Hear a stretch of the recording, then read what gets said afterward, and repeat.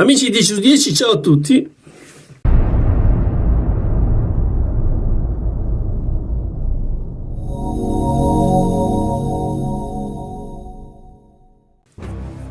Oggi vi parlo di questo qui, coltello tattico da sopravvivenza, lo vedete? Questo l'ho comprato nel 1990 a un mercato che qui dove abito io si chiama il mercato di Porta Palazzo.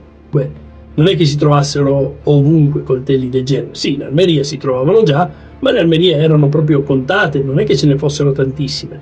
Come adesso più o meno sono le stesse, solo che sinceramente questo arrivava da un altro pianeta, ma non per qualcosa, perché comunque ricordava un po' quello che era Rambo, no? Cioè, nel senso che era il periodo dei film di Rambo, Rocky, io vi parlo degli anni 90, quindi era quel periodo lì, quelle cose lì, e quindi c'era molto questa mania di avere le armi, questi tipi di armi qua. Poi non c'era internet, non si conoscevano determinate cose, come adesso grazie a internet si possono vedere delle cose che prima non si sapeva nemmeno che esistessero.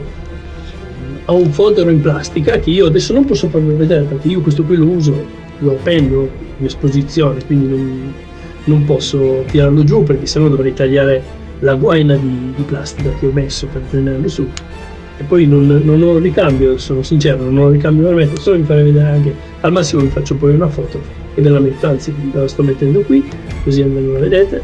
Ecco.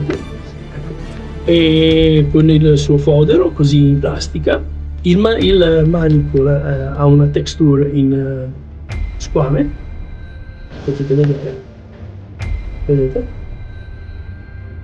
texture in squame, il materiale è acciaio inox con la sega qui, vedete? Sapete benissimo che cos'è questa sega qua, non c'è bisogno che ve lo spiego. Questa sega qui è fatta apposta perché nel combattimento, una volta che la lama entra, quando tiri via tutto. Infatti quello di Rambo, che sarebbe questo qui, alla fine sarebbe questo, tipo questo, si chiama First Blood, che vuol dire primo sangue, insomma, quello vuol dire.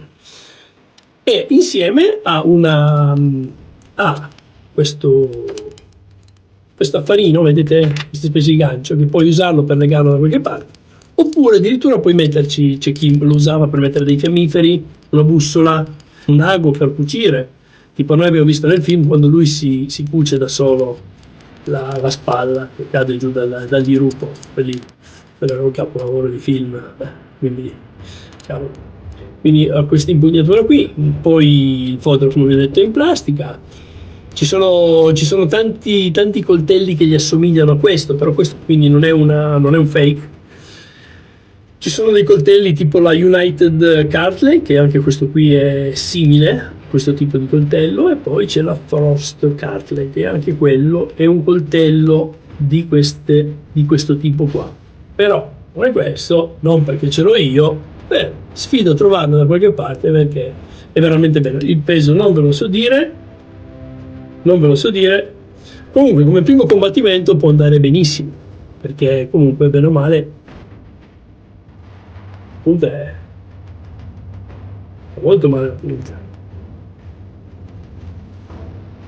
Poi anche la sega, guardate che roba, vedete? Non so se vedete, acciaio pure, questo è bestia.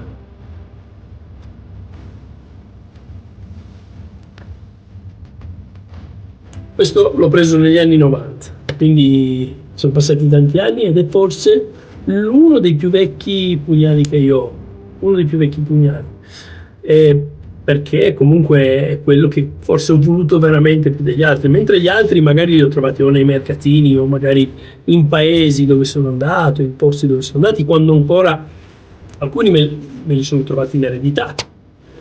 Ne ho ancora tanti da farvi vedere, di farvi le presentazioni. Però questo qui diciamo che è stato uno di quelli che è stato voluto proprio per questo motivo qui, per la mia passione che avevo per i coltelli. Purtroppo, come vi avevo detto, come c'è scritto anche nella mia descrizione, mia madre me li ha buttati via quasi praticamente tutti, non tutti, però me ne ha buttati via tanti, perché diceva che io avevo la mania dei coltelli. e invece io ho la passione, che è diversa.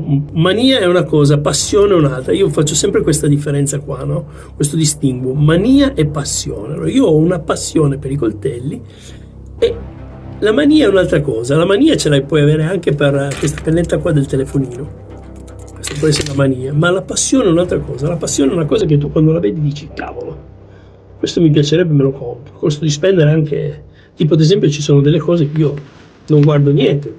Lo scorso mese, ad esempio, quando avevo preso una pistola qua, una Softair, avevo speso sulle 200-250 euro. Quando mi piace una cosa me la compro. Non sto a guardare, non è che mi faccio tanti problemi. Magari c'è chi dice, ah ma io preferisco, no, a me piace, me la compro. E questo è stato uno di quegli oggetti che mi sono presi. Ok, questa è la mia descrizione di questo coltello. Potete anche cercarlo su internet, ma troverete solo dei simili a questo magari anche più belli, per carità di Dio, però questo qui ha proprio una sua particolarità. Per me ha una validità particolare proprio per la sua storia e il motivo per cui l'ho voluto comprare. Questo è uno di quelli che rimarrà sempre nel mio cuore. Comunque, ragazzi, ciao a tutti, 10 su 10 vi ho dato sbagliare.